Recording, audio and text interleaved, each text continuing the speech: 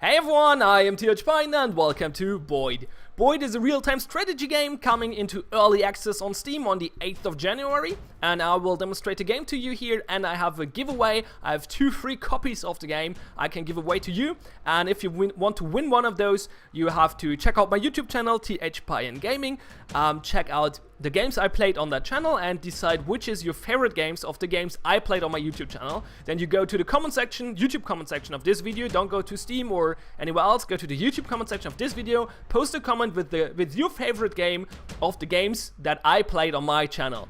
So if you did that, I will pick draw 2 random winners on the 9th of January, and those 2 will get a free code for Boid I got by the developer Mokus Games and the publisher Tiny Build, so thanks a lot to them. And now let's talk about the game, shall we? Okay, so as I said, the game will go into early access on the 8th of January, so it's not feature complete yet. We have an online mode where you can play against other people, or you can play against bots on 6 different maps with 3 different difficulties. We will just jump into a game against a hard bot. I might lose this match, but it should be okay to demonstrate how the game works. So the game works, basically you have spawners and bases. Spawners are the small circles and bases are the big circles with an icon in the middle. And the spawners spawn those basic units, and the bases transform units into other special units. So we will start by ignoring that base and going for the spawner, because the spawner is more important in my opinion, because you get more units that way. Okay, very good. We got the spawner, and now we can think about getting that base, or we just get a spawner over there. The thing is that the enemy is trying to capture that right now, so we go for that now, I think. Sounds like a good idea. And yeah, this is how the basic game mechanics work. Let's see if we can get that spawner without losing too many units against those neutral gun thingies over there. Okay, we got that spawner. We'll probably lose it in a second though. It's not perfect.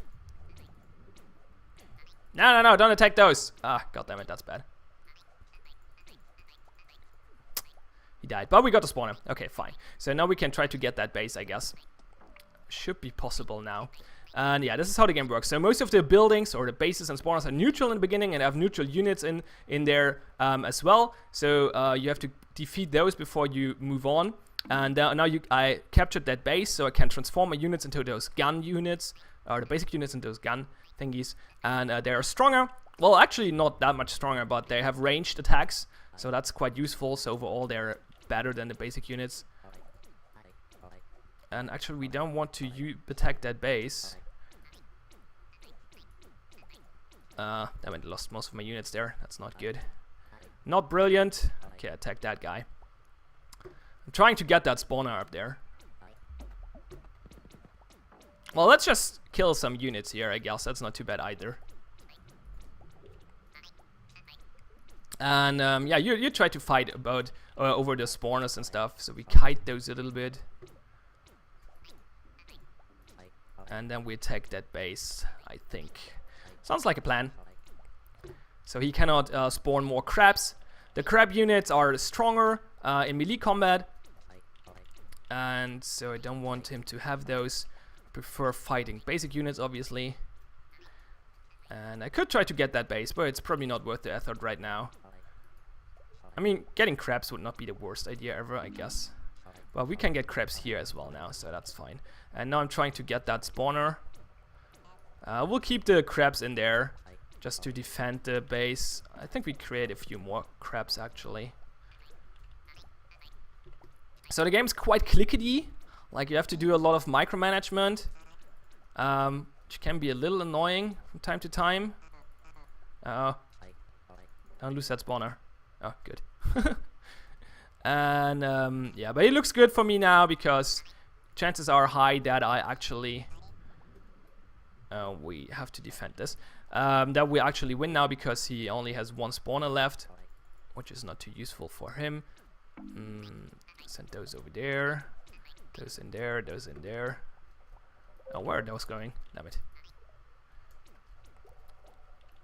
We're coming from here. Trying to get that spawner. Huh, he actually gives us a fight here. This might not get as easy as I hoped it would. What are you guys doing? Oh no, that's bad. That's really bad. That's actually really stupid. But I think we're still fine for the most part. Yeah, it looks like we're okay. Yeah, we got this spawner, so it should be fine now. Go for this base. And oh, we have more units over here. So yeah, as you can see, the game requires a lot of micromanagement, which I'm not a big fan of. I think there should be waypoints for the spawners and stuff, and maybe for the bases as well. Or you can like make a multiple step waypoint, like from the spawner, click the spawner and then shift click to the base and then to a point where they have to go or something. So we got all the spawners, so we won. And yeah, this is a very basic map with only 2 unit types. There are more unit types. I can show you them to you in the units information screen. So this is the basic unit. It has 100 attack, 100 defense, 100 speed. And then there's the crab unit, which has more attack but is slower. Then the scout, which is quick but weak besides that. Well, he's still stronger than the basic unit, but in comparison to the crab, he's quite weak. Then there's the gun, which has super weak stats, but has a range attack, so that's quite useful. Sorry. Then we have the bomb, which explodes and deals damage to everything surrounding it. Then there's a venom, which has a poison attack, a medic which heals, and the leech unit, which immobilizes and slowly kill enemy. Immobilizes and slowly kills enemy units, so that's quite interesting. Then there are those skills and special buildings, but I did not found them yet. I think they are not implemented yet. They're just in the unit information screen already, but they're not in the game already. At least I didn't found them, so maybe I'm just blind, but I think that's the way. So yeah, as I said, you can play those 6 maps against bots, or you can play online against other people if you can find some, which is always a problem with small indie games which are not free to play. The multiplayer tends to die out. The publisher and the developer try to fight this by publishing this game on a really low price. The game will go into early access for only $3. So that's quite cheap. The price will go up later, on a later stage to $6, and on release to $10. So the price will go up. But so I think you will find enough players in the beginning if you want to play a multiplayer. But if you buy this game or consider buying this game on a later point, make sure you check out if the multiplayer is still alive or not. Besides that, apparently they want to implement a replay system and a map editor, which might be quite useful. Especially the map editor might be useful because we only have 6 maps right now, which is not like the game is not complex enough to make it make 6 maps sufficient, I think.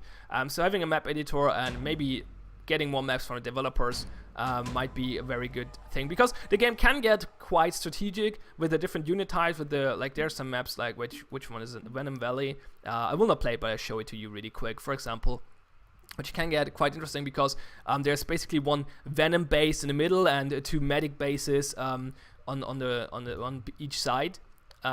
So you have to basically fight over this one, and you have 2 medics to counter out the Venom, because the medic, the heal, heals the poison attack as well, and stuff like that. So it's kind of interesting. Right, there was another map which was kind of interesting. Was it this one? Or was it Crossroads? Let me check really quick. No, not that was this one. Crossroads, right? I think it was Crossroads. No? Oh, that was the last one. And Blast Radius, sorry. That's the map I wanted to talk about. So there's the bomb base in the middle, and it belongs to the enemy already, so he doesn't have to fight for it. So he will send bombs this path all the time, and you only have gun thing over here. So basically what you want to do in this map is get the spawn as quickly as possible and then put some gunners around here to protect this choke point, so he cannot get through there with the bombs, because the gunners are obviously very good against the bombs because they shoot them before they can get in range for explosion. And then you try to capture the rest of the map. You can get those scouts if you want to, or those scouts. And yeah, the game allows for some interesting plays and strategic elements and stuff like that. Let's take a look at the option menu really quick. It's okay-ish. You have resolution options, full screen window, colorblind mode, which is quite important for this game. I imagine if you're colorblind, because red and green, it changes to red and blue. VSync, and separate sound and music sliders. No other graphic settings, but I think not required for this game, because yeah, the game is not very heavy on the graphic side, so that should be fine.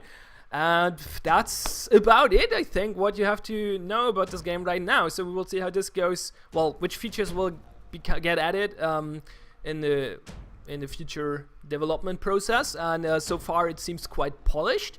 It seems like a quite interesting game, a little bit too much micromanagement in my opinion, but that's personal taste. Some people like those kind of games.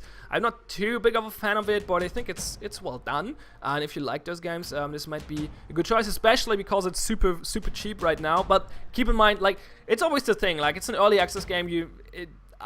I don't like buying unfinished games too much, but if they're that cheap, that's kind of fair. Like, the game is not finished yet, so we don't charge full price. And $3 is just, it's like, the game could be finished this way, and just a very small game. And I think the content right now is okay for $3. But if you want to wait for the full release, obviously that's a decent choice as well. I mean, $10 is not too much either, so that's okay.